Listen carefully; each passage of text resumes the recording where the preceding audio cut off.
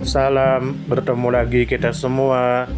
Selamat menikmati video kami. Mohon maaf jika kami ada salah. Semoga kita baik-baik saja. Salam. Sekarang masuk ke video. Jalaluddin Thaib. Tentu saja kemungkinan tidak asing di telinga kita, terlebih bagi para orang-orang yang pernah mendengarnya. Disebutkan menurut informasi yang beredar bahwa Jalaluddin Thaib adalah seorang ulama terkemuka, tokoh pendidikan, dan pejuang kemerdekaan Indonesia yang berasal dari Sumatera Barat. Beliau dikenal sebagai sosok yang memiliki kontribusi penting dalam pengembangan pemikiran Islam progresif, serta pendidikan Islam modern, dan juga aktif dalam gerakan kemerdekaan Indonesia melalui Organisasi Persatuan Muslim Indonesia (PERMI). Kemudian menurut informasi yang beredar bahwa Jalaluddin Thaib merupakan salah satu tokoh yang menjadi bagian dari 3 serangkai PERMI, sebuah organisasi politik Islam progresif yang menggabungkan nilai-nilai keislaman dan kebangsaan dalam perjuangan melawan penjajahan Belanda.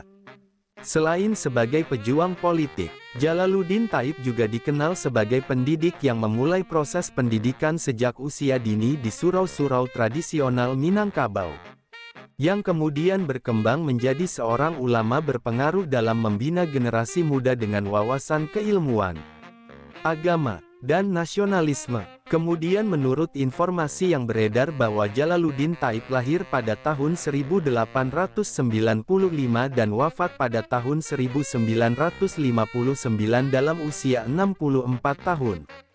Masa hidupnya meliputi periode kolonial Belanda, pendudukan Jepang, perjuangan revolusi fisik kemerdekaan Indonesia, hingga masa awal kemerdekaan Republik Indonesia.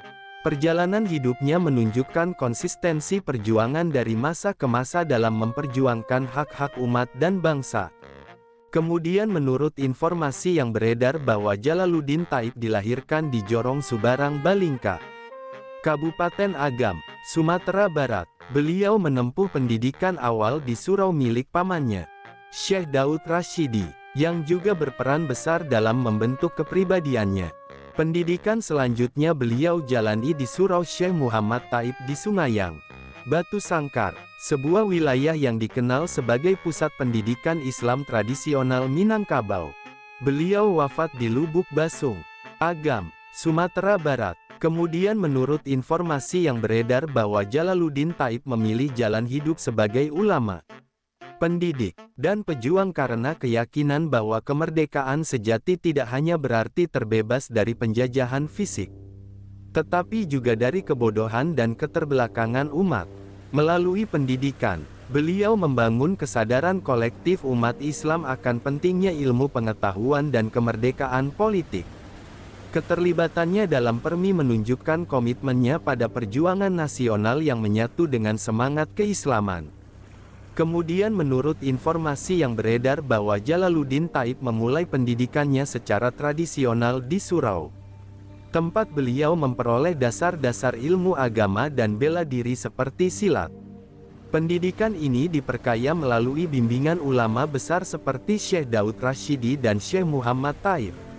Dari proses pendidikan ini, Jalaluddin Thaib tumbuh menjadi seorang ulama yang tidak hanya menguasai ilmu agama, tetapi juga peka terhadap kondisi sosial politik zamannya.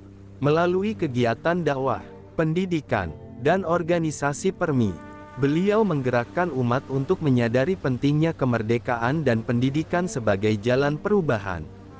Jalaluddin Thaib merupakan contoh nyata ulama Minangkabau yang tidak hanya menjadi pelita keagamaan, tetapi juga motor perjuangan bangsa Indonesia. Warisan perjuangannya masih relevan dalam membangun masyarakat berilmu, beriman, dan merdeka. Jalaluddin Thaib lahir pada tahun 1895 di Jorong Subarang Balingka, sebuah wilayah di Kabupaten Agam, Sumatera Barat yang dikenal sebagai salah satu pusat kebudayaan dan pendidikan Islam di ranah Minangkabau. Latar belakang keluarga yang religius dan lingkungan sosial yang kental dengan tradisi keislaman menjadikan Jalaluddin Thaib tumbuh dalam suasana yang mendukung perkembangan intelektual dan spiritual sejak usia dini. Pada usia antara 5 hingga 7 tahun, Jalaluddin Thaib mulai menempuh pendidikan dasar di surau milik Syekh Daud Rashidi. Seorang ulama yang tidak hanya dihormati dalam bidang ilmu agama, tetapi juga dikenal sebagai pendekar silat dan tokoh masyarakat yang disegani. Syekh Daud Rashidi juga merupakan paman kandung dari Jalaluddin Thaib, yang turut mempengaruhi pembentukan karakter, kedisiplinan, serta wawasan keagamaan dan kebangsaan beliau di masa kecil. Setelah menyelesaikan pendidikan awal di bawah asuhan pamannya, Jalaluddin Thaib melanjutkan proses belajar ke surau Syekh Muhammad Thaib yang terletak di Sungayang, Batu Sangkar. Surau ini dikenal sebagai salah satu lembaga pendidikan Islam paling berpengaruh di Sumatera Barat pada masa itu. Melalui bimbingan para guru yang berwawasan luas, Jalaluddin Thaib memperluas pemahaman terhadap ilmu-ilmu keislaman seperti tafsir, fikih, tasawuf, dan bahasa Arab. Selain itu, beliau juga mendapat pengaruh pemikiran pembaruan Islam yang berkembang di Minangkabau sejak awal abad ke-20. Terutama melalui wacana modernisasi pendidikan dan integrasi nilai-nilai keislaman dalam kehidupan berbangsa. Dalam konteks ini, pendidikan yang dijalani oleh Jalaluddin Thaib tidak hanya bersifat spiritual dan ritual, tetapi juga mendorong kesadaran akan pentingnya peran aktif umat Islam dalam dinamika sosial politik bangsa. Perjalanan hidup Jalaluddin Thaib memasuki babak penting ketika beliau terlibat aktif dalam gerakan politik kebangsaan melalui Organisasi Persatuan Muslim Indonesia, atau PERMI. Dalam organisasi ini, Jalaluddin Thaib menjadi salah satu dari 3 tokoh utama yang dikenal sebagai 3 serangkai PERMI.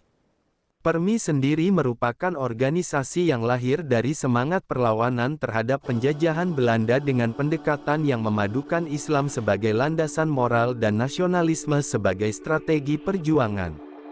Jalaluddin Thaib bersama 2 tokoh lainnya menjadi motor penggerak kebangkitan umat Islam di Sumatera Barat, yang menyuarakan pentingnya pendidikan, emansipasi sosial, dan kemerdekaan politik sebagai bagian dari cita-cita bangsa Indonesia yang merdeka dan berdaulat.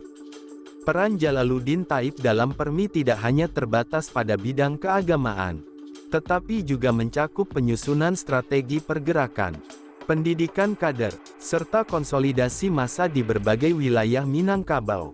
Dengan kemampuan retorika dan keilmuan yang mendalam, Jalaluddin Thaib mampu menyentuh hati masyarakat luas dan membangkitkan semangat perjuangan rakyat melalui pengajian, ceramah umum, serta diskusi-diskusi di surau dan madrasah. Selain itu, beliau turut mendorong pendirian lembaga pendidikan yang berorientasi pada pembentukan karakter bangsa, menciptakan generasi muda yang tangguh dalam iman dan kritis terhadap ketidakadilan sosial. Dari sudut pandang sosiologis, keberadaan Jalaluddin Thaib mencerminkan figur ulama Minangkabau yang menjembatani antara struktur tradisional masyarakat adat dengan dinamika perjuangan nasional modern.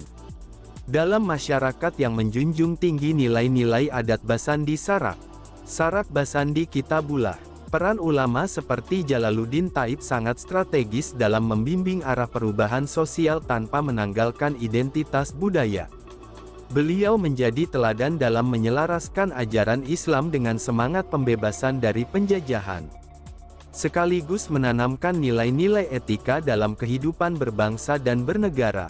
Dari perspektif sejarah pergerakan nasional, keterlibatan Jalaluddin Thaib dalam organisasi PERMI turut memperkaya mozaik perjuangan kemerdekaan Indonesia yang tidak hanya diwarnai oleh kekuatan senjata atau diplomasi, tetapi juga oleh kontribusi moral dan intelektual dari para ulama. Gerakan yang digagas oleh PERMI merupakan refleksi dari kesadaran kolektif umat Islam akan pentingnya kemerdekaan yang menyeluruh, baik dalam aspek politik, ekonomi, maupun pendidikan. Peran ini menjadikan Jalaluddin Thaib sebagai bagian dari generasi pemikir dan pejuang yang membangun fondasi kemerdekaan dengan jalan damai, dialog, dan pendidikan. Dari sisi antropologi pendidikan, Jalaluddin Thaib merupakan representasi dari sistem pendidikan tradisional berbasis surau yang mampu melahirkan pemimpin-pemimpin intelektual di masa perjuangan.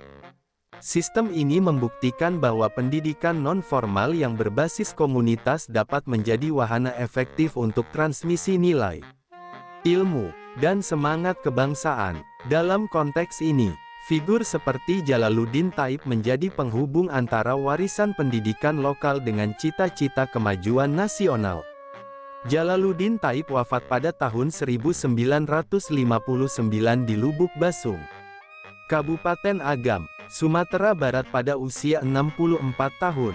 Meskipun telah tiada, warisan pemikiran, keteladanan perjuangan, serta kontribusinya terhadap pendidikan dan kebangkitan umat Islam di Indonesia masih dikenang dan dihargai hingga kini. Nama Jalaluddin Thaib layak ditempatkan sejajar dengan para tokoh perintis kemerdekaan Indonesia yang mengabdikan hidupnya demi kebangkitan bangsa melalui jalan ilmu, iman, dan perjuangan sosial. Sumber referensi Google Chrome dan ChatGPT Pro. Di balik kemajuan suatu bangsa, tentu kita tahu akan ada selalu sosok-sosok yang memberikan pengaruh besar, meski sering tak terlihat. Mereka bukan hanya terkenal karena jabatan, tetapi karena dedikasi dan ketulusan dalam bertindak. Tokoh atau figur seperti itu tentu kita tahu lahir dari berbagai latar belakang. Ada yang berasal dari desa kecil, dan ada pula yang tumbuh di tengah kota yang ramai. Tentu kita tahu bahwa tokoh bukan hanya soal ketenaran. Tokoh adalah tentang peran.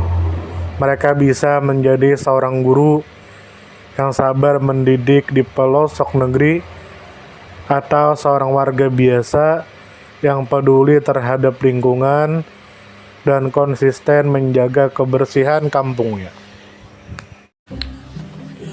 Semoga apa yang kami sampaikan bisa bermanfaat, menambah wawasan, dan jadi motivasi positif untuk kita semua, dan tentunya semoga kita semua selalu diberikan kesehatan, selalu dilancarkan rezeki, selalu dimudahkan segala urusannya.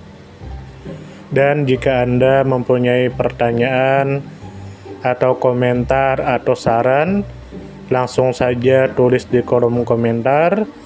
Kami sangat terbuka buat masukan yang membangun supaya kedepannya bisa lebih baik lagi. Jangan lupa like, share, subscribe biar Anda tidak ketinggalan konten-konten seru dan bermanfaat. Tetap semangat, jaga kesehatan, dan terus jadi versi terbaik dari diri Anda. Sampai berjumpa di video selanjutnya. Salam hangat dari kami semua, dan selamat beraktivitas. Jika ada salah kata atau penyampaian yang kurang pas, itu murni kami pribadi yang salah. Terima kasih banyak, mohon maaf yang sebesar-besarnya. Semoga kita dan orang tua kita masuk surga, amin, salam damai.